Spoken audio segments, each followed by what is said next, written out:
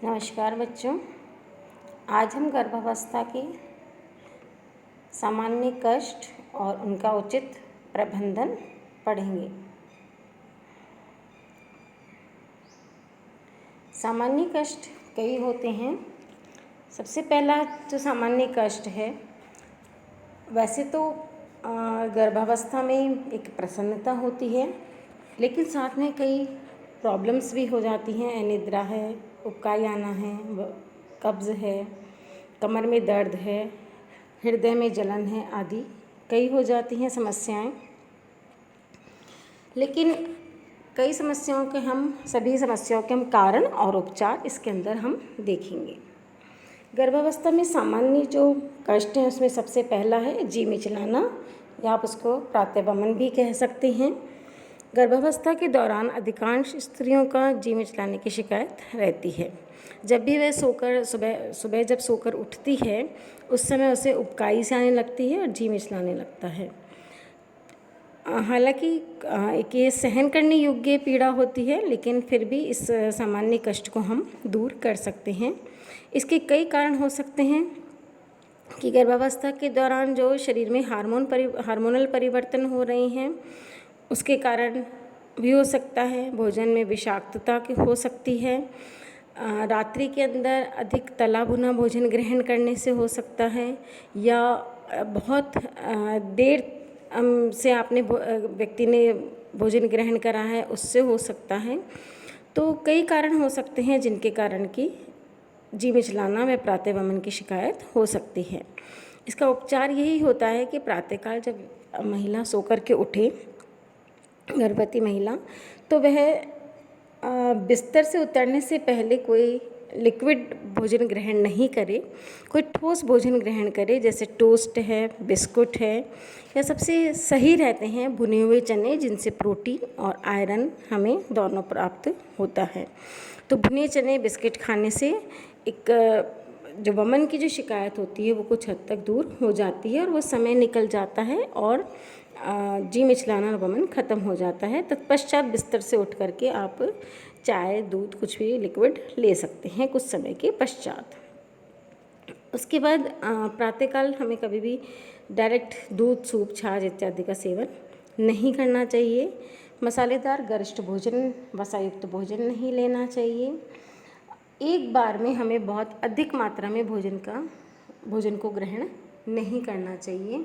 बार बार भोजन ग्रहण करें। दिन में 5 से 6 बार भोजन ग्रहण करना चाहिए, लेकिन हर बार भोजन ग्रहण करने की जो मात्रा होनी चाहिए वो कम होनी चाहिए। इसके अलावा गर्भवती स्त्री को जो है किसी भी प्रकार का व्रत उपवास नहीं करना चाहिए, खाली पेट नहीं रहना चाहिए। अगर अधिक शिकायत होती है कि वमन रुक ही नहीं रहा है तो उस कंडीशन में चिकित्सक की सलाह लेनी चाहिए, जो कि वमन निरोधी औषधि हमें वह दे सकते हैं। या घर का इलाज भी कर सकते हैं हम, कि हमने कोई चूरन की गोली खा ली है या पेपरमेंट या कोई भी टॉफ़ी चूस ली है, उससे भी बहुत हद तक हमें आराम मिल जाता है। अगर जी मिचलाने का कष्ट जो है 3-4 महीने के पश्चात भी लगातार वैसे तो समाप्त हो जाता है, लेकिन अगर नहीं होता है तो चिकित्सक के पास हमें जाना चाहिए। दूसरा है कब्ज़। गर्भवती महिला में 90% जो महिलाएं हैं उनकी सभी को कब्ज़ की शिकायत रहती है, क्योंकि जो प्रोजेस्टेरोन जो हार्मोन है उसका अधिक स्रावन होता है। प्रोजेस्टेरोन हार्मोन के अधिक स्रावन के कारण पेशियाँ जो होती हैं वो मुलायम हो जाती हैं और अधिक क्रियाशील नहीं रह पाती। इस कारण से पेशियाँ ढीली पड़ जाती हैं और कब्ज़ की शिकायत हो सकती है। तो गर्भावस्था के दौरान बढ़ते भार के कारण भी आंतों के ऊपर दबाव पड़ता है। इस कारण भी उनका क्रमाकुंचन की जो गति होती है वो कम हो जाती है और उसके कारण भी जो है कब्ज़ की शिकायत हो सकती है। कब्ज़ की शिकायत को दूर करने के लिए हमें जो गर्भवती महिला है उसको अधिक तरल पदार्थों का सेवन करना चाहिए, जैसे पानी है, जूस है, गर्म दूध है, और अधिकतर रात को सोते समय तो गर्म दूध का सेवन करना ही चाहिए। दूसरा, अपने भोजन के अंदर रेशे युक्त भोजन ग्रहण करें, जैसे चोकर युक्त आटा है, सलाद है, और जितनी भी दाल बनाएं वो सब छिलके युक्त बनाएं, उससे भी सही रहता है। मैदे का उपयोग बिल्कुल नहीं करना चाहिए वह, क्योंकि कब्ज़ का एक कारण बन सकता है। साथ ही शौच जाने से पूर्व जो है वह गुनगुने पानी पीना चाहिए, जिससे शौच आराम से हो जाए और कब्ज़ दूर हो जाए। कब्ज़ यदि हो जाती है तो हमें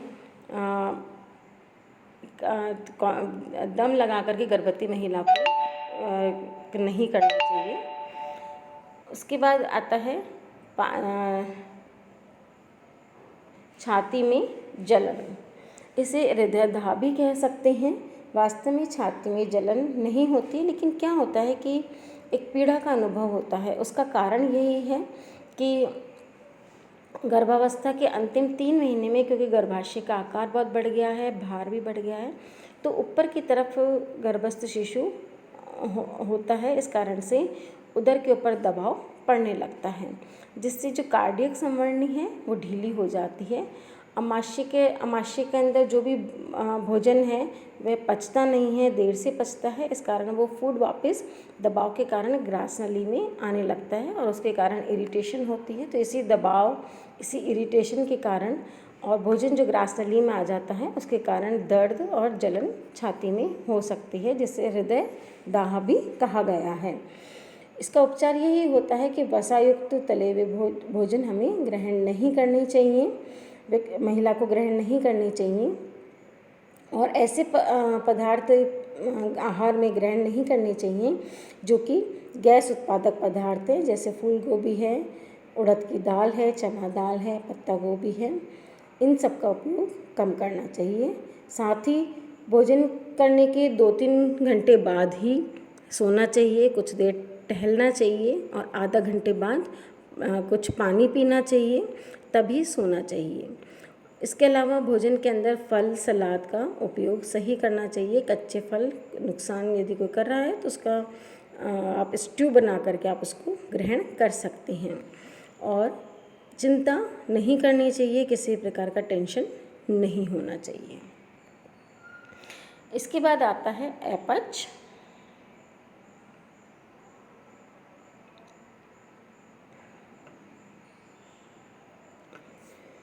गर्भावस्था में अक्सर अपच हो जाता है। इसका मुख्य कारण यह है कि गर्भावस्था में जो गर्भस्थ शिशु है जिसका भार जो है वो अमाशय और आंतों पर पड़ता है, जिससे अमाशय दब जाता है तथा पाचन क्रिया गड़बड़ हो जाती है। तो फलस्वरूप भोजन सरलता से नहीं पच पाता है, अतः पाचन और अवशोषण नहीं हो पाता है, तो अपच की शिकायत हो जाती है। अतः गर्भवती महिला जो है उसको इसका उपचार इस प्रकार से करना चाहिए कि एक बार में भरपेट भोजन नहीं ग्रहण करना चाहिए। दिन में 5 से 6 बार भोजन ग्रहण करना चाहिए और हर बार भोजन ग्रहण करने की मात्रा बहुत कम होनी चाहिए। दूसरा, तले भुने मिर्च मसाले युक्त वसायुक्त बासी भोजन ग्रहण नहीं करना चाहिए। गैस बनाने वाले भोज्य पदार्थों का सेवन नहीं करना चाहिए। साथ ही तरल पेय पदार्थ शिकंजी है, मट्ठा है, फल का रस है, सूप है, दूध है, इनका सेवन अधिक करना चाहिए।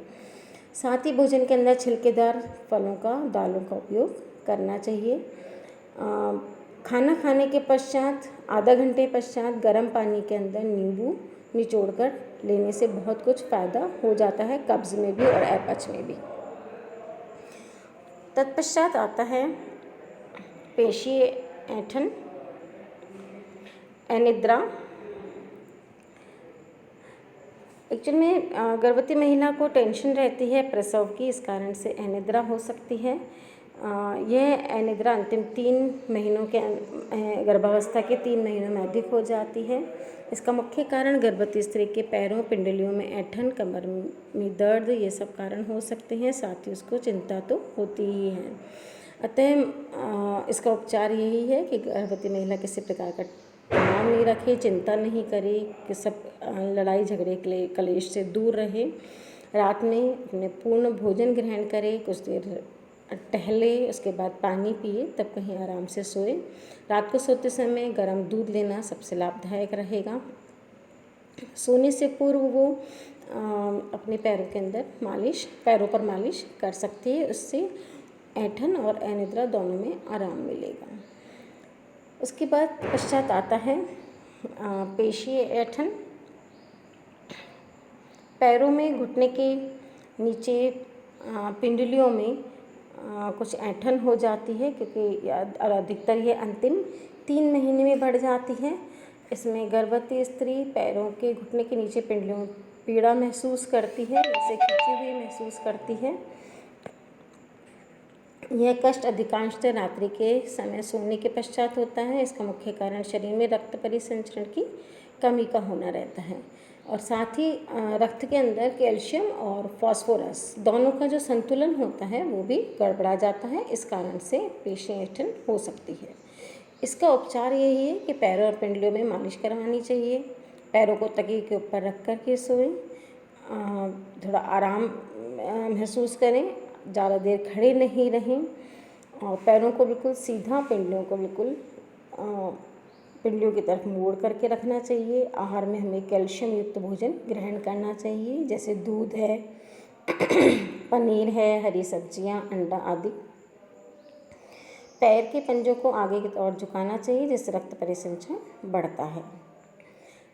इसके अलावा नेक्स्ट जो प्रॉब्लम है वो है बार बार मूत्र का विसर्जन होने की इच्छा होना।